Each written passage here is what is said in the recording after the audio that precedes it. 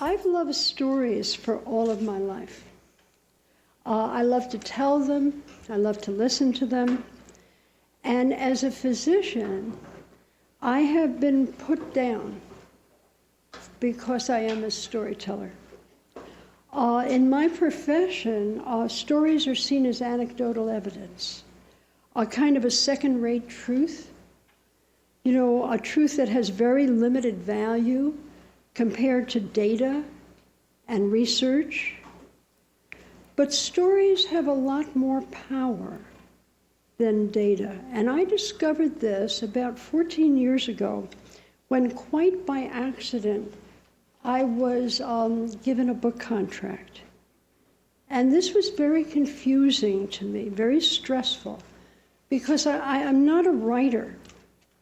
And my publisher pointed this out to me. Almost the very first words out of her mouth were something like, remember, you're not a writer. Do you want someone else to write this book for you?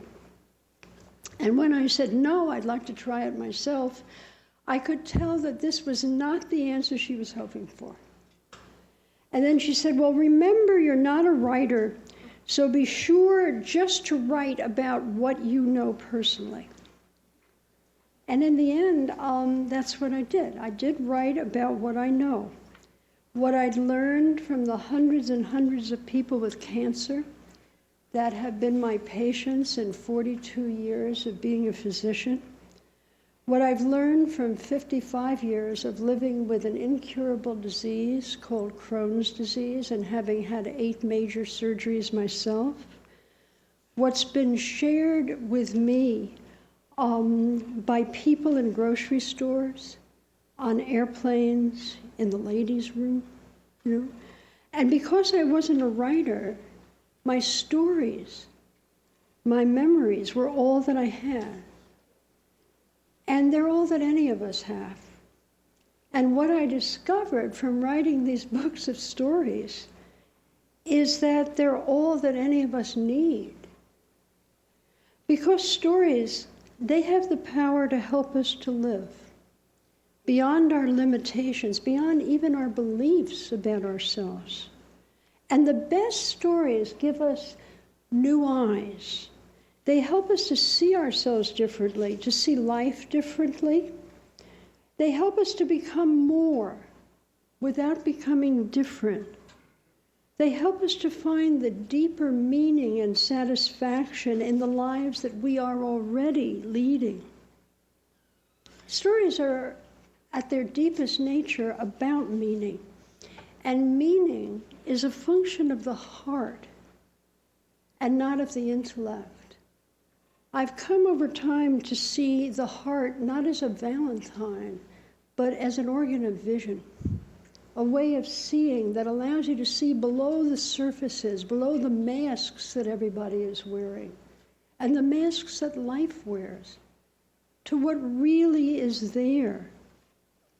And when you hear a story reminds you to listen to life from the heart. It reminds you that even the smallest things that happen can have great meaning. And it enables you to open your heart enough to recognize this meaning and to fill yourself up. Meaning has the power to be a source of strength in difficult times. It strengthens us not by changing our lives, but by changing our experience of our lives. And that's what stories do. They change our experience of our lives. They remind us of who we are, what's important, what we might do, and what we might be. And a good story is like a compass. It points to something real, something that has remained real over time, something that can be trusted, something you can hang your life on. Lopez, in his wonderful children's book, which is called Crow and Weasel, says, sometimes people need a story more than food in order to live. And so the best stories are really about the art of living. And so tonight I wanted to talk a little about these stories, about the art of living, and to share some stories with you. You know, my own stories, other people's stories, in the hopes that they will help you to remember your stories, the ones that have helped you to live. They will help you perhaps reflect on your own direction, your own way of moving through the world.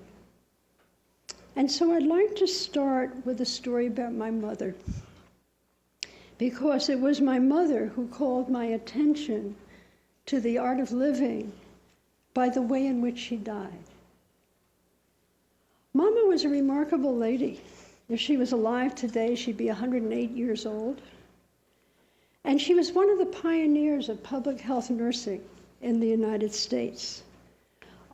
She had a career at a time when few women had careers, at a time when women who worked outside of the home were seen as morally suspect.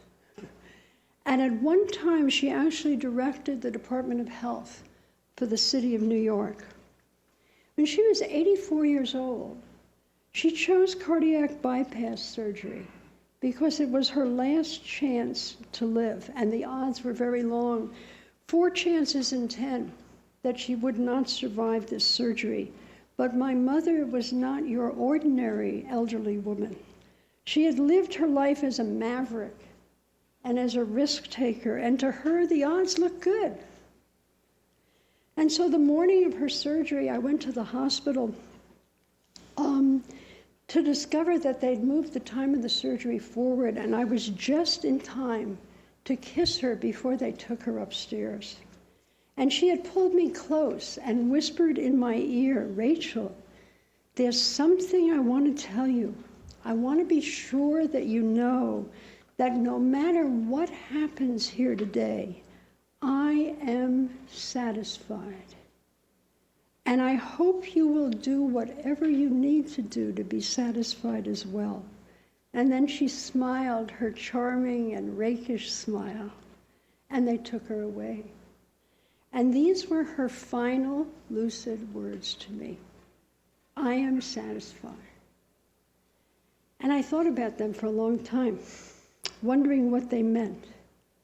You know, my mother had a successful career. She had many achievements. But I don't think it was this that gave her such a sense of peace and ease in the face of almost certain death. And over time, her words have turned into a kind of a question. How do I live so that at the end of my life, I too might say, I am satisfied?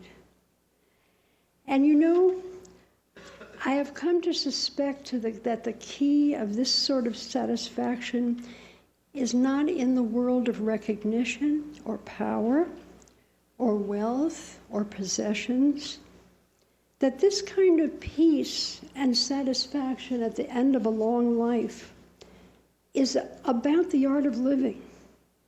It's more about that than how much we have accumulated or who knows our name or how much we know.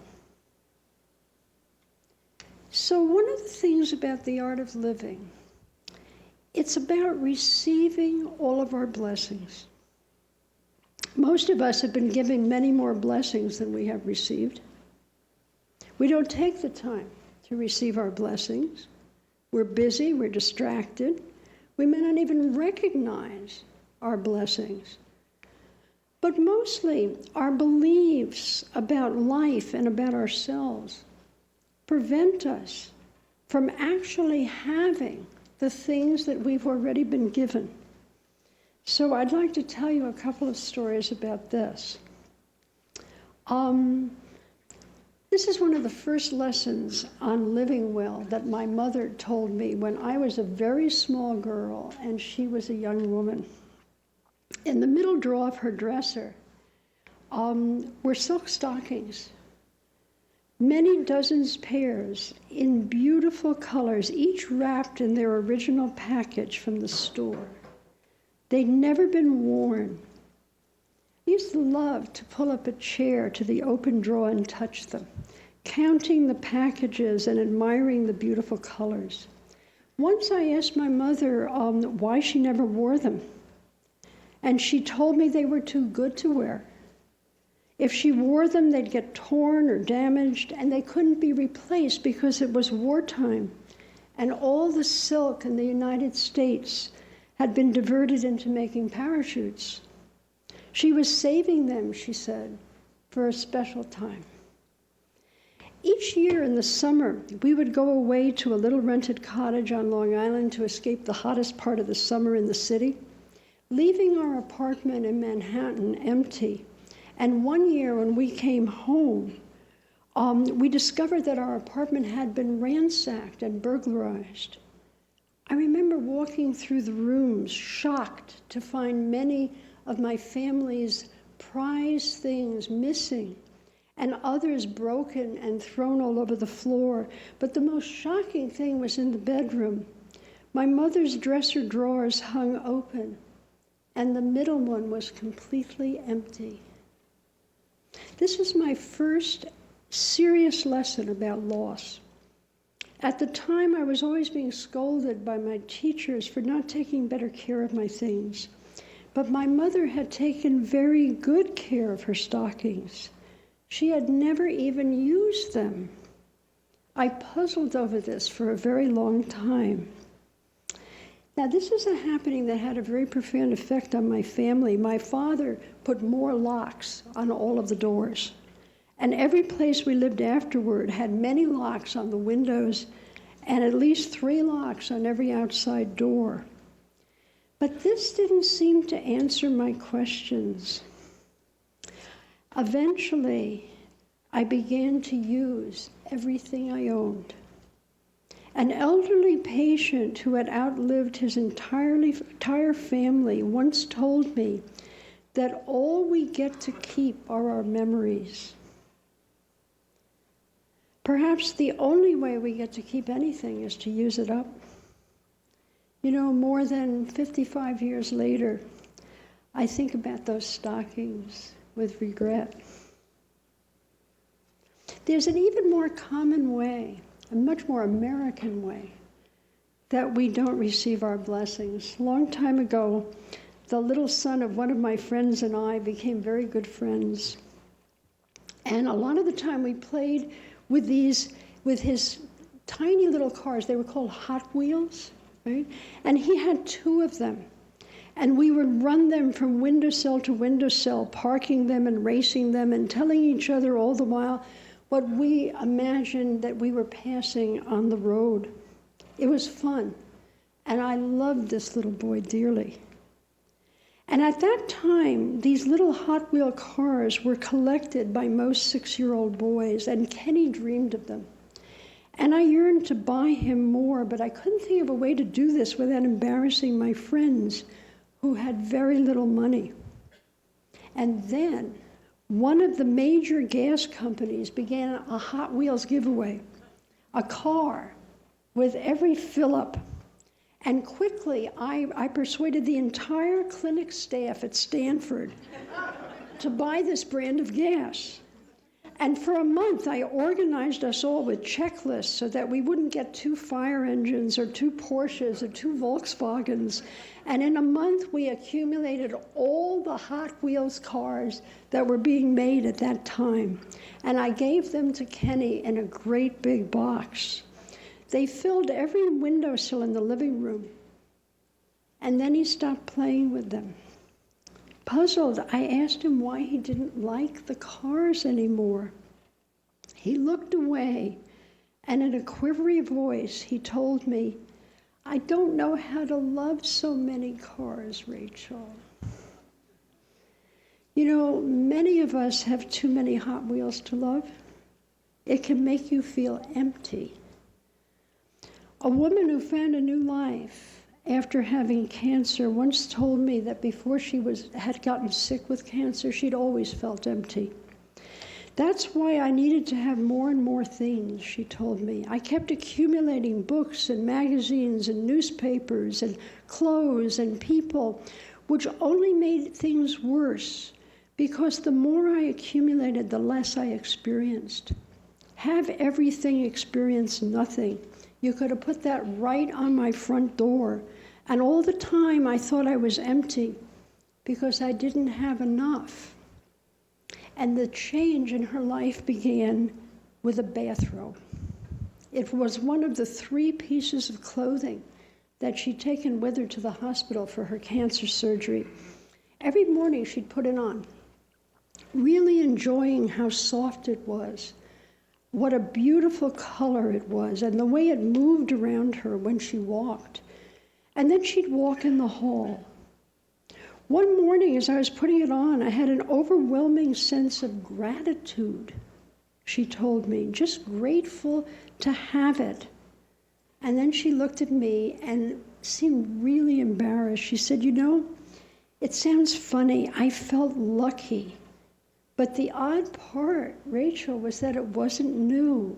It was one of the 6 bathrobes that I have hanging in my closet. I'd never even seen it before.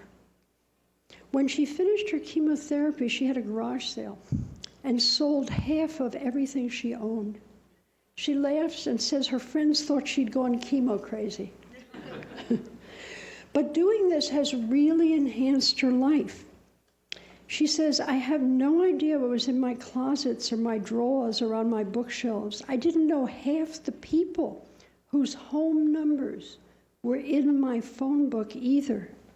Many of them never even sent me a card. I have fewer things now and I know fewer people, but I'm not empty. Having and experiencing are very different. Having was never having enough. We sat together in my office for a few moments, watching the sun make patterns on the rug, and then she looked up and she said, perhaps we only have as much as we can love, Rachel. You know how often a life-threatening illness gives us new eyes, enables people to discover the art of living and to find a deeper satisfaction in their lives. You know, in the process of healing ourselves from being sick, our values can change, our priorities can shift, and values and priorities that have limited us for years can fall away, allowing us to live more deeply and fully and passionately than before. This is a story about another one of my patients that this happened to. Cindy's husband, when I first met them, described her to me as crazy clean, right? Like her mother before her, her house was perfectly organized. Every drawer was organized, every piece of metal shone. And this despite the fact that she lived with 3 small children and a big bear of a husband. She had an unerring eye for the slightest disorder. One of her young daughters told me that her mom could spot a Cheerio on the kitchen floor from the other room and would not be satisfied until the offender had picked it up and confessed. But cancer changed that. Her chemo made her so weak she couldn't get from her bed to the bathroom easily. She didn't have the strength to cook. And the entire neighborhood had invaded her perfectly organized kitchen and fed her family. Kind hearts and hands, unfamiliar with the household rules, had folded and washed and put away laundry in all the wrong places. Her perfect walls were covered with dozens of pictures made by the classmates of her kids, each one with a prayer for her recovery, each one stuck on the wall with a piece of Scotch tape.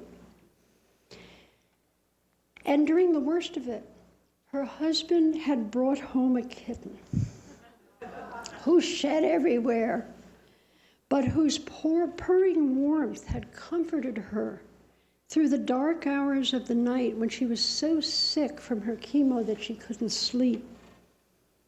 Now, a number of years later, she says with a laugh, she would never want to be the way she was before she had cancer. I drove my family crazy, she said. I resented them and all of my guests because they disturbed the order of things. I'd been that way for years.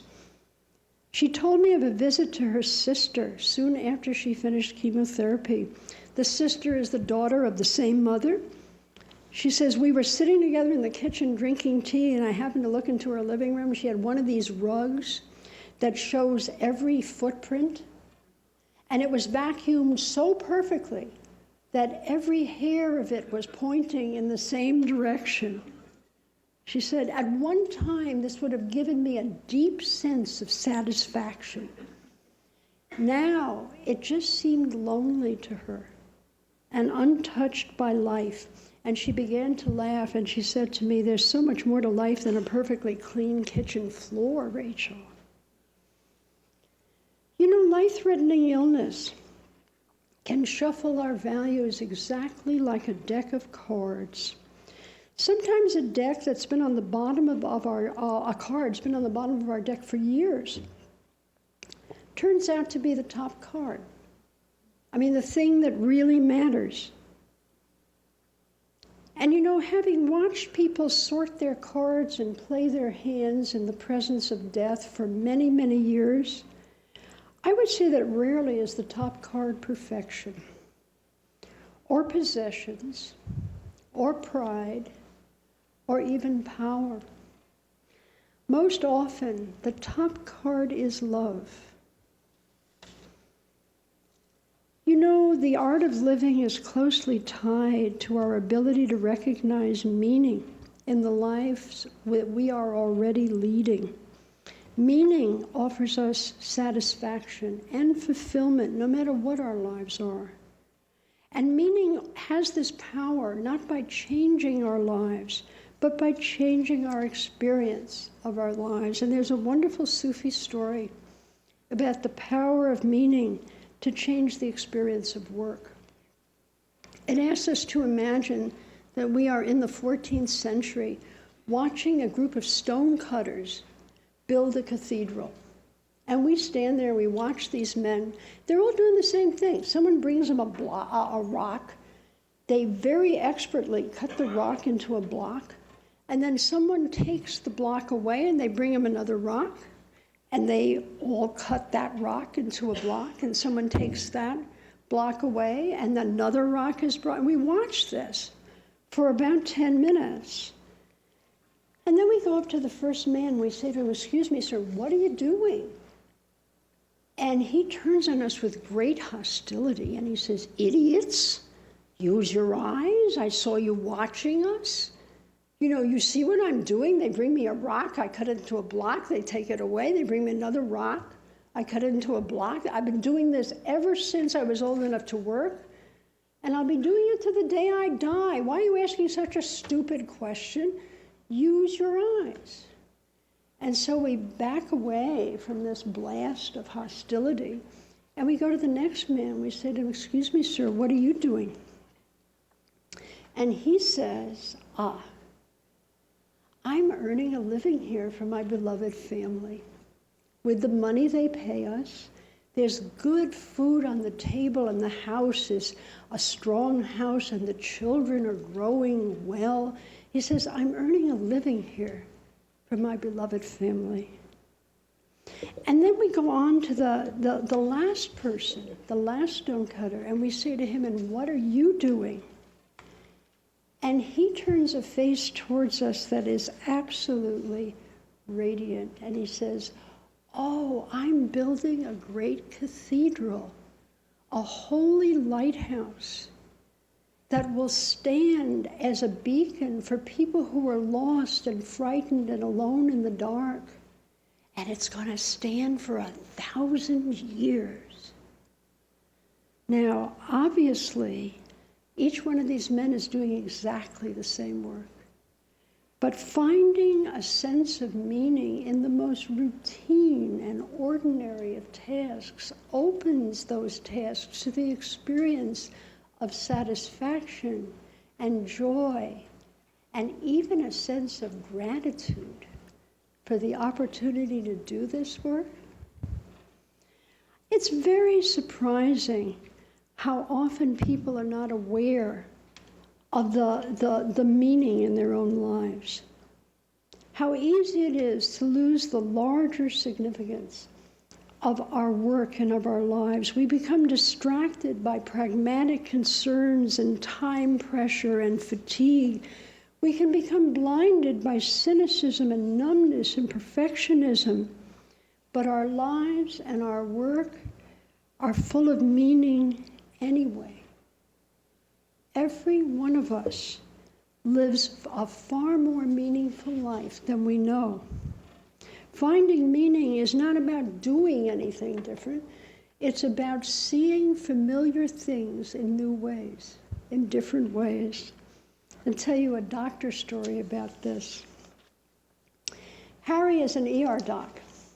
Oh, I think of them as the fighter pilots of medicine. And Harry lives on the edge of burnout. He runs one of the large emergency rooms in this city. He's also a very cynical man. And one evening, in the midst of his very busy emergency room, a woman was brought in about to deliver a baby. And as soon as he examined her lying there on the gurney in the hallway, he realized that unless her OB was actually in the building, he was going to get to deliver this baby himself. And he was pleased. As he told me, he enjoys the technological challenges of delivery. And so he kindly told her that the doctor was on the way and that he had delivered hundreds of babies there in the emergency room. And if the baby came before the doctor, he would be right there with her to deliver her. And he'd barely gotten these words out when the baby's head appeared, and the delivery began, and the ER team swung into action, and nurses stood on either side of Harry, supporting this woman's legs on their shoulders, and there, right in the corridor, Harry successfully delivered her of a little baby girl. And everything went perfectly. He had freed the aftercoming shoulder. There was no cord around the neck. The baby was breathing spontaneously. He had a sort of a familiar sense of pride, in himself and in his work. And with the baby still attached to her mom, he laid her, as we've been taught, along his forearm with the back of her little head in his palm, and he lowered her below the level of the placenta, and he began to suction her nose and mouth. And as he was doing this, suddenly the infant opened her eyes and looked deeply into his eyes. And in that instant, Harry stepped past his usual way of seeing things. And he realized a very simple thing. He was the first human being that this little girl had ever seen. And he could feel his heart go out to her in welcome from all people everywhere. And he was filled with this irrational sense of hope. But it didn't render him incompetent. He continued to suction the baby's nose and mouth and clamped and cut her cord. But this incident has changed his whole way of doing his work. As Harry said, he has delivered hundreds of babies, and he enjoys the excitement of making rapid decisions and testing his own competency. But he also told me he had never let himself experience the meaning of what he was doing before, or let himself know what he was serving with his expertise.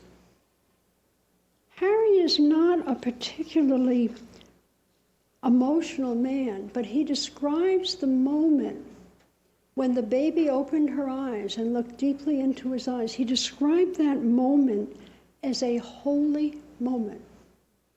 And he says in that flash, he felt years of cynicism and fatigue fall away from him, and he could remember why he had chosen this work in the first place, and he realized that everything he put into it had been worth it to him.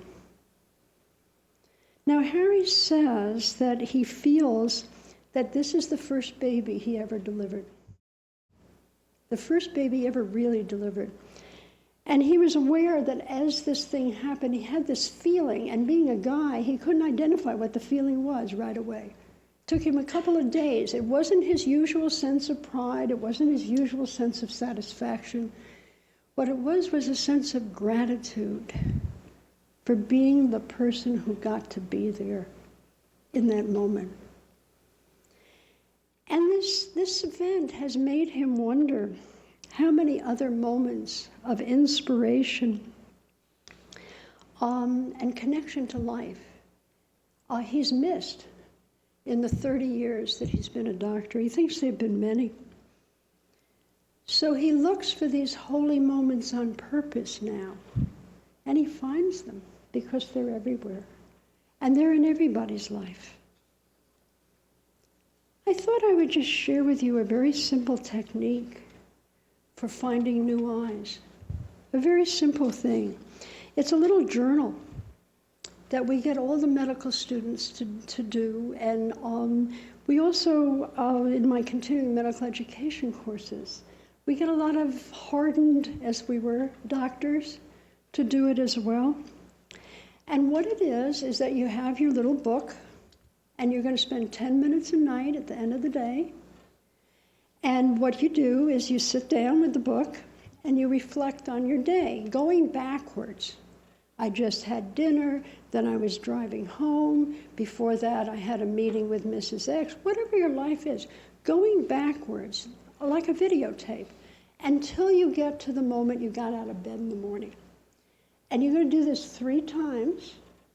The first time you ask yourself the question, what surprised me today? As soon as you find anything that's an answer to that question, anything at all, you write it down briefly in your little book, and then you start that review again from the back, from the moment you're sitting, going forward to the morning, and you ask yourself the second question, what touched my heart today? As soon as you find anything that answers that question, you write it down, and then you start the review again, and you ask yourself the third question, what inspired me today? As soon as you find anything that answers that question, you write it down, and you're done for the day. Now, the first person ever to do this was a cancer surgeon who was leaving medicine, and his wife gave him the gift of this course I teach, probably in the hopes to get him to change his mind. And I suggested he keep the journal. He didn't want to do this. I told him it was cheaper than Prozac. Right? So he decided, he said he would try. And 4 days into it, he called me up and he said, what's the trick, Rachel?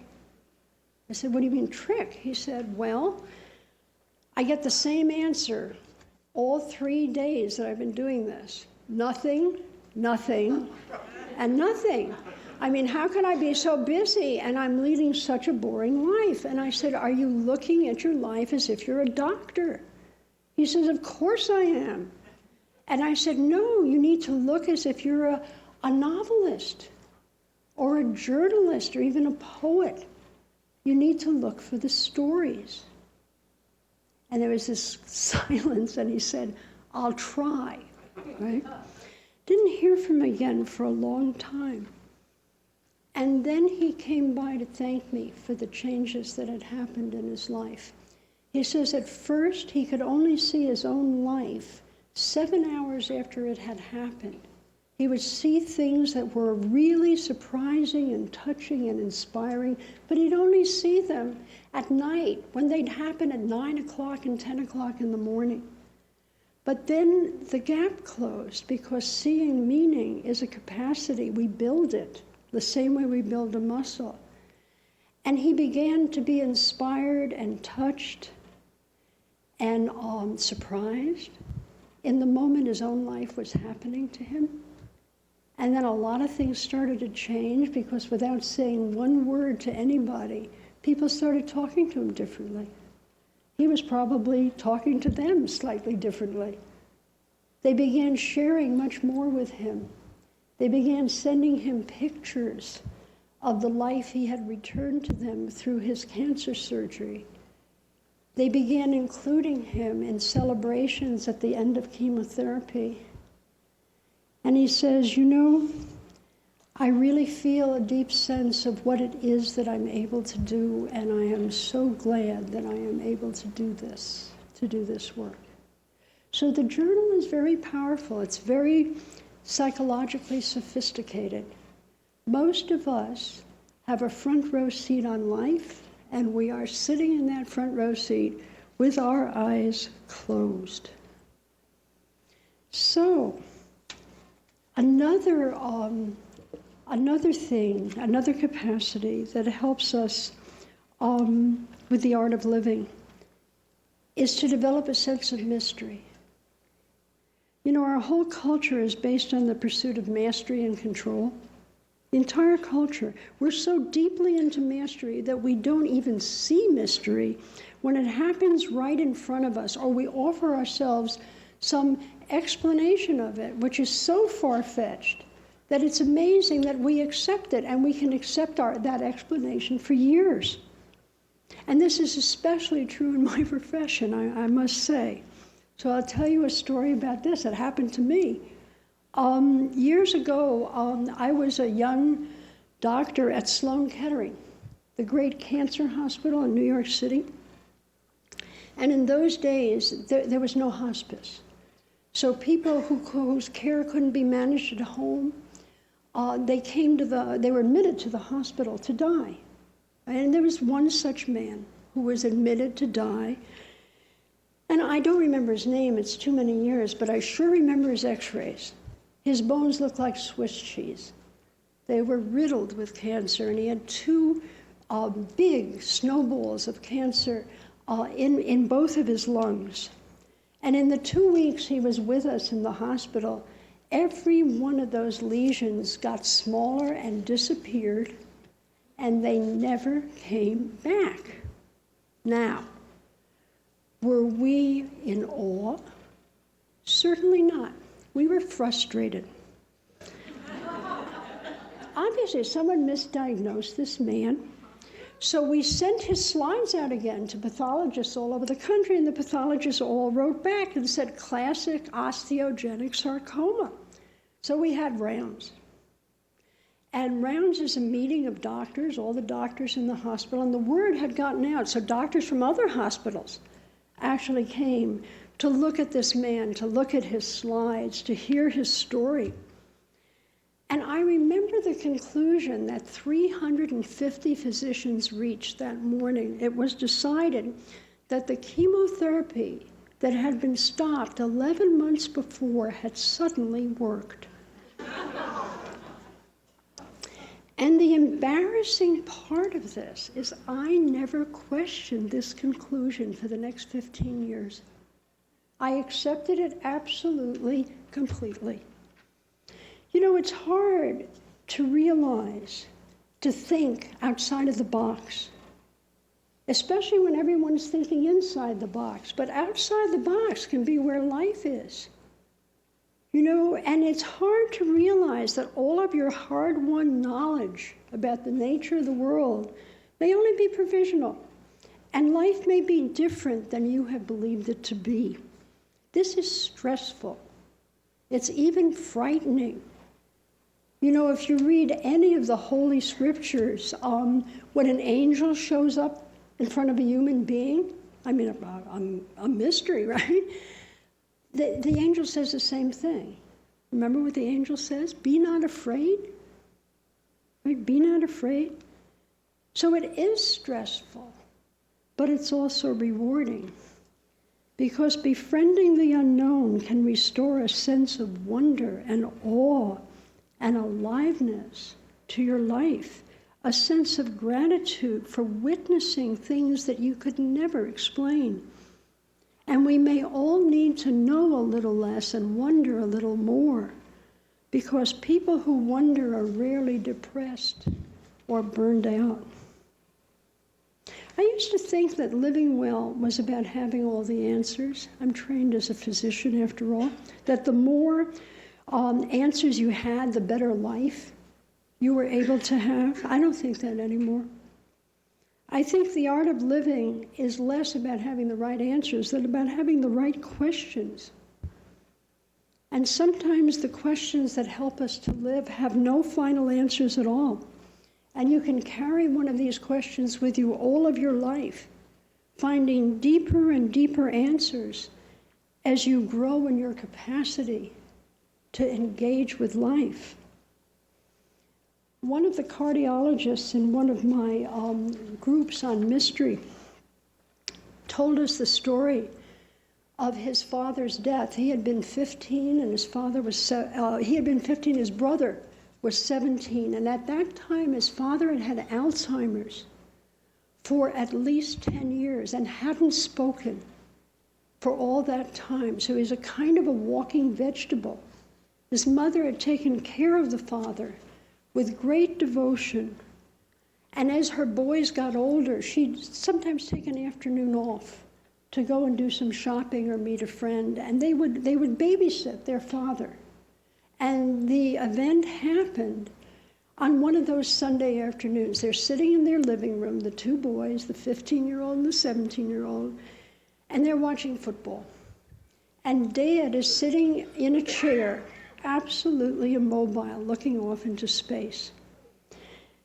And Mark told us that suddenly his father made a noise and clutched his chest and pitched forward onto the rug. He had collapsed. And both his sons ran to him. And Mark said he knew something was terribly wrong because his dad was gray and struggling to breathe and sweating. And his brother said to him, "Mark, call 911. But before he could get up off the rug, a voice that he could barely remember, a voice he hadn't heard in 10 years, said to him, "No, son, don't call 911. Tell your mother I love her. Tell your mother I will be all right." And then his father died. Right? Now, in the state that this happened, if someone dies suddenly like this, you by law had to have an autopsy. And at post, his father's brain was almost completely destroyed by this terrible disease. And so Mark was left with a question. Who spoke? He says nothing he has ever read in any medical text has brought him closer to the answer. But carrying the question with him has changed him. He says it gives meaning to his work, that the question, who spoke, is present in his relationship with every patient, his relationship with every human being, that at the heart of every human being is a mystery that cannot be penetrated but only appreciated. You know, there's a question that I carry with me the way Mark carries his question. I have worked with people with cancer for 25 years as their therapist, so I've listened to their stories. Often they're young people. Often their stories are very, very difficult. And you know, I have not been sustained in this work by my expertise. There's a question that has sustained me, which has no answer at all. And the question is, could there be an unknowable purpose to life? Could there be an unknowable purpose to suffering? And this is a question I will never have an answer to. But the question itself sustains me, and it enables me to do this work with an open heart. And so for me, over time, living well is not about having all the answers. It's about the opportunity to pursue unanswerable questions in good company. couple more thoughts. More than anything, I think that the art of living is about recognizing our power to make a difference.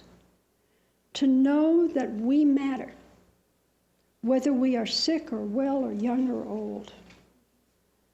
Most of us are not aware of our power to affect the lives of people around us. Often people think they need to be wealthy or educated or politically powerful to make a difference. But the reality is that there is a web of connection between us, and we can make a huge difference in the lives of people, just as we are. Most of us have made a huge difference in the lives of people, much more than we realize, and we can even affect the lives of strangers in powerful ways, people whose names we don't even know. One of my favorite stories about this was told to me by a colleague of mine. Her name is Elaine, and her field is domestic violence. And Elaine is a very small woman. She's about 5 feet tall, and she's as delicate as a porcelain cup. She teaches at the University of Utah, and her life has affected the lives of thousands of women through her workshops and her writings and her television show, all of this. Right? And I went as a visiting scholar to the University of Utah, so we were having dinner.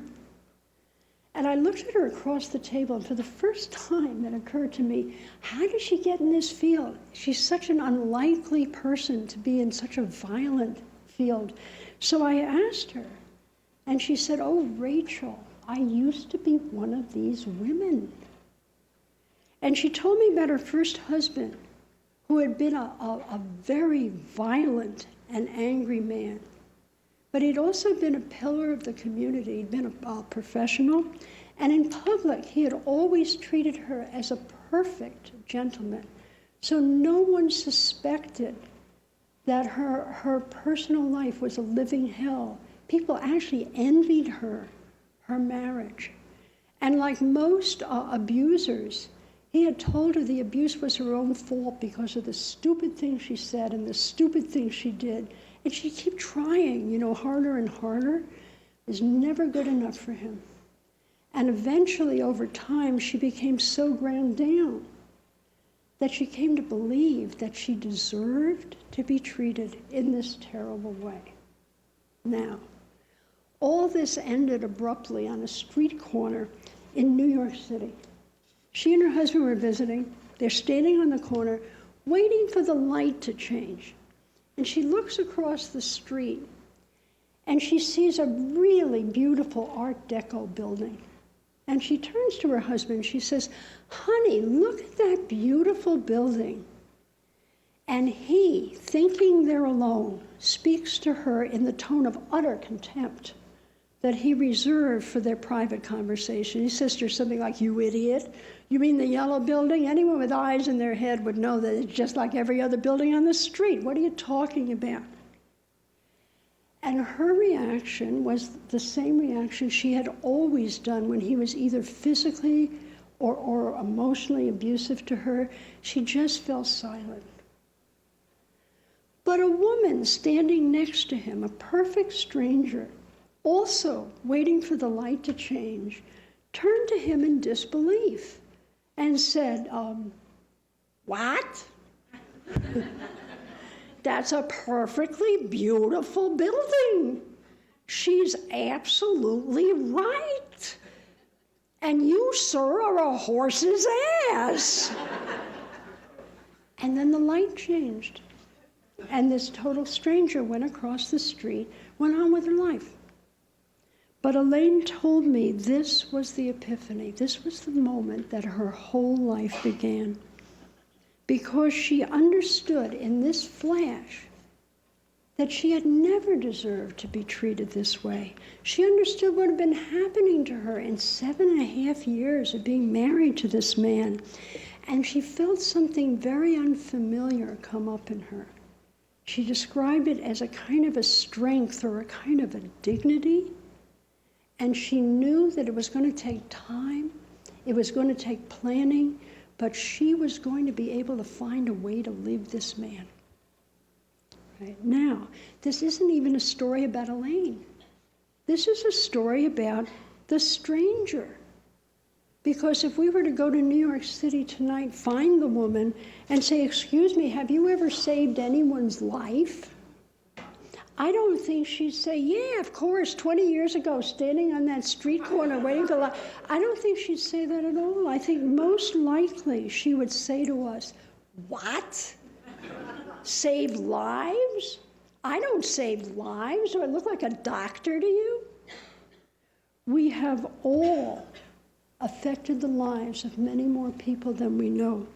There is a web of connection between us that can only be seen through the heart. So, let me say something interesting about the art of living here. I've really learned everything I know about it from my mother, but also from people at the end of life. The view from the end of life is so much clearer than the view that any of us has tonight, you know? Cancer particularly strips life down to its essentials. And it's surprising how simple things become and how few things matter and how much those few things really do matter. You know, in the 25 years that I have been a physician, a therapist to people with cancer, no one has ever said to me, if I die, I'll miss my Mercedes. And I practice in Marin County. Cancer seems to help people to understand that the Mercedes and the lifestyle that they may have been pursuing all their life is really the booby prize. And what matters is simpler and more accessible to every one of us. What matters is who we've touched on our way through life and who has touched us and what we leave behind us in the minds and hearts of other people.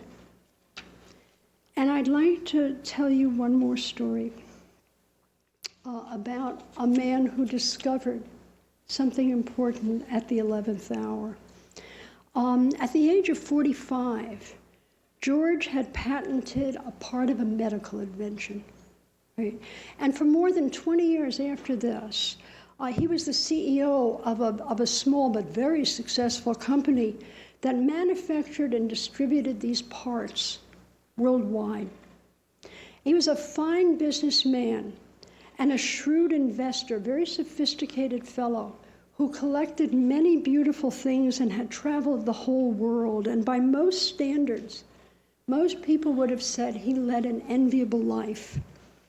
About 6 months before I met him in my office, he'd been diagnosed as having colon cancer, which was widespread at the time of his diagnosis. So his physicians told him that he didn't have very long. His diagnosis had shaken him badly. I had expected he'd be depressed about the seriousness of his situation. But this wasn't the case at all. There was a lot else on his mind. I've wasted my life, Rachel, he told me. I have 3 ex-wives and 5 children. I support them all, but I don't know any of them. I never took the time to know them, or to know anyone else either. I don't think there is anyone who is going to miss me, and I'm leaving nothing behind me but a great deal of money. And then he turned away, and I wasn't sure, but I thought his eyes had filled with tears. Now, the thing that George invented and that his company manufactures is part of this medical device which has enabled people whose chronic disease was previously unmanageable to live almost normally. And at that time, another of my patients used this device, and it changed her life. Before the device was available, she was housebound. Managing her symptoms took up all of her time. She'd been unable to work. She had no friends. She was unable to literally have a life among other people.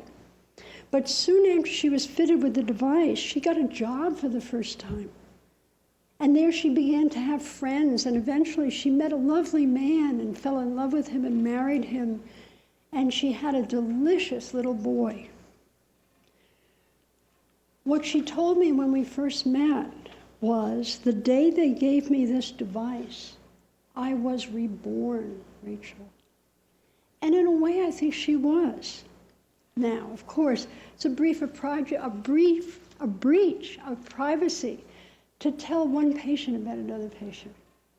But I thought that perhaps I could tell Stephanie that I knew the man that created her device, and maybe she could write an anonymous note, about her experience. And when she discovered, though, that I knew the man whose invention had made the device possible, she wanted to meet him. She asked if he was willing to come to her house for dinner so that she could show him what he had made possible for her. I said I'd ask him. George was really surprised that I knew someone who used his device. He had never met anybody. And he was very touched that she wanted to meet him. And so he offered to take her and her husband to dinner at one of San Francisco's most expensive and exclusive restaurants. I don't think so, I told him. And so an evening was found, and George went to dinner at Stephanie's house. Now, the week after this dinner, he sat in my office shaking his head in wonder. He'd expected to have dinner with this young couple. But when he arrived, George was welcomed by dozens and dozens of people. Stephanie's family, her friends, her neighbors, the whole community of people that had sustained her in the years that she was an invalid. They had decorated the little house with crepe paper, and everyone had brought food. It was an extraordinary meal and a wonderful celebration.